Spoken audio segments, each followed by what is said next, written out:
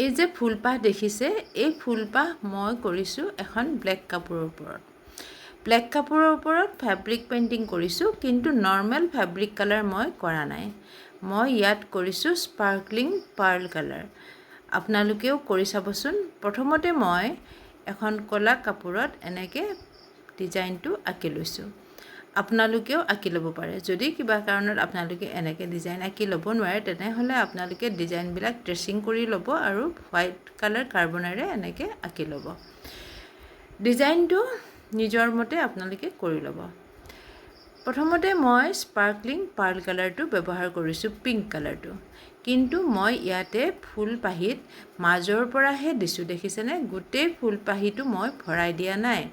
এনেকৈ কৰিলে কি হয়, আপোনালোকৰ কাপোৰখন পাতল হ'ব, খুব ধুনীয়া হ'ব আৰু পাতল হ'ব, ডাঠ নহয়।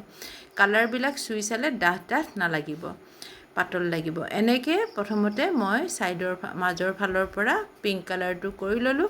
তাৰপিছত মই আকৌ ওপৰৰ ফালৰ পৰা এটা কালাৰেৰে শ্বেডিং কৰিছোঁ। এইটো য়েল্ল' কালাৰ হৈছে আৰু স্পাৰ্কলিং পাৰ্ল কালাৰেৰে মই আকৌ শ্বেডিং কৰিছোঁ। এইটো ডাবল কালাৰৰ শ্বেডিং। মই কিন্তু ব্ৰাছটো ব্যৱহাৰ কৰিছোঁ 4 number flat brush. 4 number flat আৰু ছফ্ট হয় ব্ৰাছডাল। আপোনালোকেও কৰিব আৰু এনেকুৱা ধৰণৰ ব্ৰাছেৰে কাম কৰিলে খুব বেছি ধুনীয়া হয়, স্মুথ হয় আৰু কামটো কৰিবলৈ ইজি হয় আৰু সোনকালেও হৈ যায়। মই এনেকৈ প্ৰত্যেকটো পাহি আৰু পাত এনেকৈ ডাবল কালাৰেৰে শ্বেডিং কৰিছোঁ আৰু সকলোতে মই স্পাৰ্কলিং পাৰ্ল কালাৰ ব্যৱহাৰ কৰিছোঁ।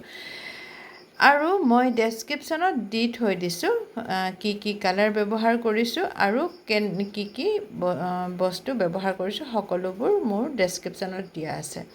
আপোনালোকে মোৰ এনেকুৱা ধৰণৰ ভিডিঅ'বিলাক পাই থাকিবৰ কাৰণে মোৰ এই ইউটিউব চেনেলটো আপোনালোকে ছাবস্ক্ৰাইব কৰি থ'ব।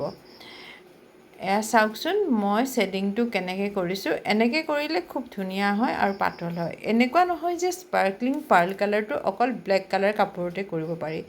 যিকোনো ডাৰ্ক কালাৰ কাপোৰত স্পাৰ্কলিং পাৰ্ল কালাৰ কৰিব, খুব বেছি ধুনীয়া লাগিব। Maroon colour, dark green colour এইবিলাকত বহুত বেছি ধুনীয়া লগা হয়।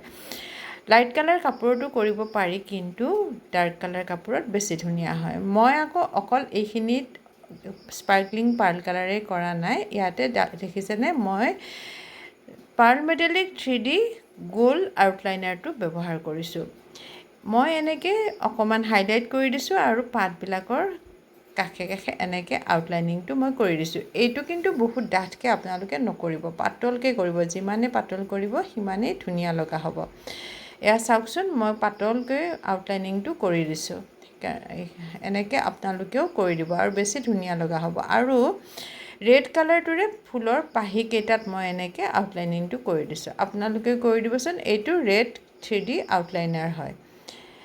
আৰু মই এই দুইটা কালাৰ ব্যৱহাৰ কৰি মাজত অকণমান ডিজাইন কৰি দিছোঁ, হাইলাইট কৰি দিছোঁ।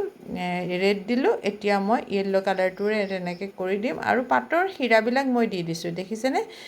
আৰু বেছি ধুনীয়া দেখা হৈ গ'ল। এনেকৈ আপোনালোকে শাৰী, মেখেলা চাদৰ সকলোতে কৰিব পাৰিব। ধন্যবাদ।